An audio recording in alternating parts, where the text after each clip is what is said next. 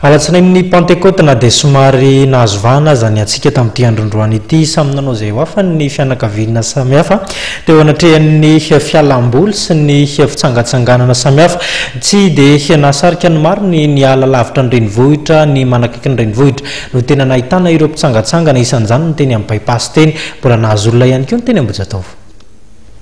Ny fanitsakitry ireo mpitsangatsangana nankalaza ny alatsinain'ny Pentecôte sy teny amin'ny bypass nampinamana na fianakaviana eny nampandehandeha fotsiny aza samy tonga teny atoerana avokoa hiala voly. Maro ireo fianakaviana ny safidy toerana fitsangatsanganana ity, isan'izany ty ray ity. Tanjona nisy tanany tanan-dehibe sy ny sorisory azo amin'ny andavanandro. Ty zany mba mahafinaritra mba misy rivotra finaritra azona rivotra tsara. Ye, taomina daholo ny fianakaviana dia ty zay miala voly. Zay aloha taraikiraiky satria mba karakara kely ihany tamin'ny folo dia tiana le misakafo entrée vary loka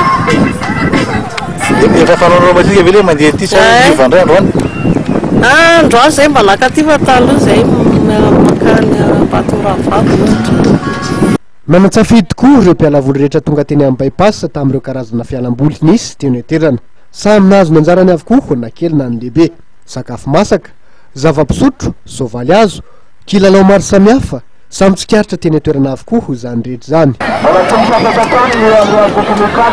Tsy nahasakana an'ireo mpitady fialamboly na mangatsiaka aza ny andro, ny masoandro mody no mampalahelo.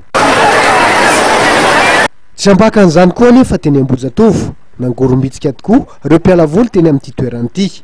Fialamboly maro samihafa tokoa no nifatan'izy ireo ary tsikaritra fa dia afa-po avokoa ireo rehetra tonga teny toerana. Toy izany ihany koa Analakely izay toeram-pitsangatsanganana mahazatra ny mponina Antananarivo sy ny manodidina izay vory olona maro.